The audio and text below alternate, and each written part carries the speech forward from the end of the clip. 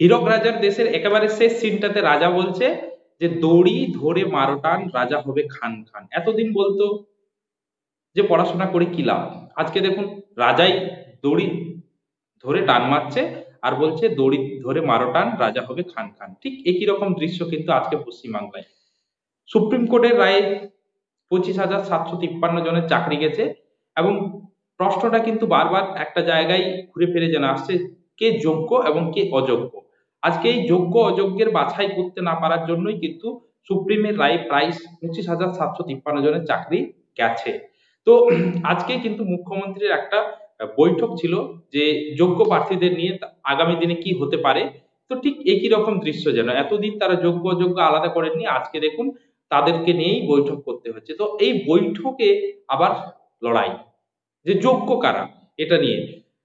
এখানে দেখুন বেশ কিছু জন টিচার্স গেছে, যেখানে সুপ্রিম কোর্টের রায় বলেছে যে যারা অযোগ্য অর্থাৎ যাদেরকে ডিটেইন করা হয়েছে, সুপ্রিম মানে এসএসসির যে লিস্ট অনুযায়ী যাদেরকে ডিটেইন করা হয়েছে, তো তারা কিন্তু কোনোভাবেই আর কোনো প্রক্রিয়াতে অংশগ্রহণ করতে পারবে না, যেটা সুপ্রিম কোর্টের রায় বলেছে। কিন্তু আজকে দেখুন মুখ্যমন্ত্রীর সেই বৈঠকে তারা কিন্তু হাজির এবং তাদেরকে নিয়েই মানে তারা তো জানে যে এর আগে সিবিআই লিস্টে কাদের নাম বেরিয়েছে যারা যোগ্য ক্যান্ডিডেট রয়েছে। তো এখানে তাদেরকে নিয়েই কিন্তু টানপোড়েন যে যোগ্য কারা, এই নিয়ে কিন্তু বাকবিতণ্ডা। যে একটা পাস, মুখ্যমন্ত্রী কিন্তু তার বৈঠকে আসার জন্য কোনো পাসের গল্প বলেননি, কিন্তু একটা পাস ছাড়া পুলিশ কাউকে ইনডোরে ঢুকতে দিচ্ছেন না। তো যাই হোক, এর অন্তর্দ্বন্দ্ব কি আগামী দিনে কি হতে পারে, এই যোগ্য অযোগ্য নিয়ে এত টানপোড়েন কেন? পশ্চিমবঙ্গ সরকারের বা এসএসসির বা মধ্যশিক্ষা পর্ষদের বহু আগেই উচিত ছিল যে যোগ্যদের মানে যে লিস্ট অযোগ্যদের লিস্ট আলাদা করা, কিন্তু তারা না করে যোগ্য এবং অযোগ্যদেরকে একসাথে মিশিয়ে দিয়েছেন, যার পরিপ্রেক্ষিতে আজকে এই ঝামেলা। তো নেতাজি ইন্ডোর স্টেডিয়ামে আজকে মুখ্যমন্ত্রীর ডাকা বৈঠকে দেখুন কি হয়েছে, আপনারা নিজের চোখে দেখুন। আপনারা বাড়ি বসে থাকুন, মজা দেখুন। এখানে টেন্টেড ক্যান্ডিডেটরা শহীদ মিনারে এসে সকালবেলা এই ভোরবেলা এসে বলছে পাস দিতেই হবে। মুখ্যমন্ত্রী 26,000কেই বলেছেন পাস দেবেন না, মানে এখানে এসে ঝামেলা শুরু করেছে সকলে মিলে। আমরা পাস দিচ্ছিলাম না বলে এখানেই বসে পড়লাম। আমাদেরকে বিজনদা পাঠিয়েছে, বলেছে পাস দিতেই হবে। কিসের 19,000, কে যোগ্য কে অযোগ্য আপনারা বুঝছেন কি করে? সকলে মিলে এই একটা তীব্র ঝামেলা শুরু করেছে সকাল সকাল। এটা প্রি প্ল্যান্ড। অযোগ্যদের এই ফাঁদে পা দেওয়াটা আমাদের ভুল হবে। আপনারা সকলে আসুন, তাড়াতাড়ি আসুন।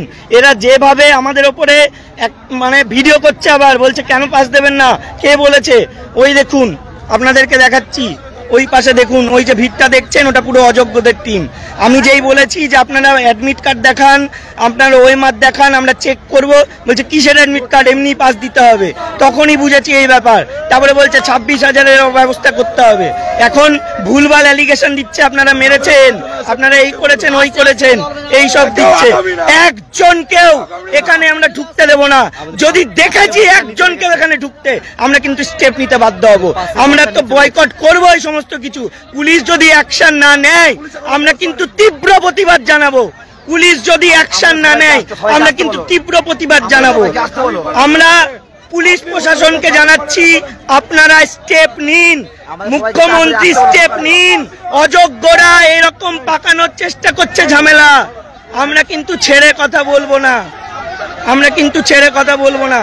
ওই দেখুন, ওই দেখুন, ভিডিও ভিডিও লাইভ করে, লাইভ করে।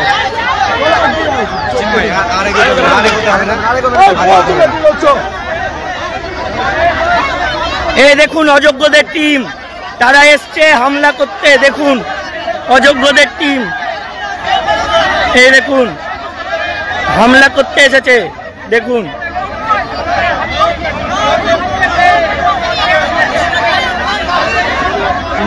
আপনারা বাড়ি বসে থাকুন, মজা দেখুন।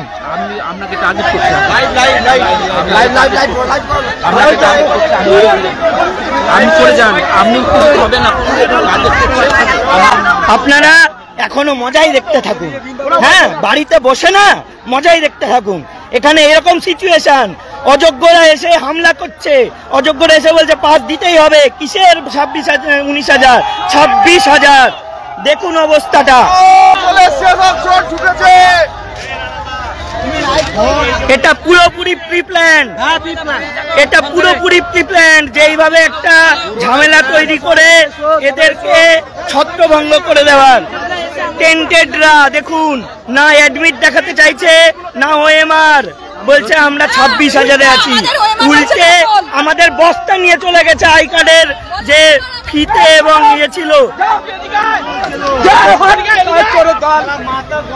গরম দেখাচ্ছে।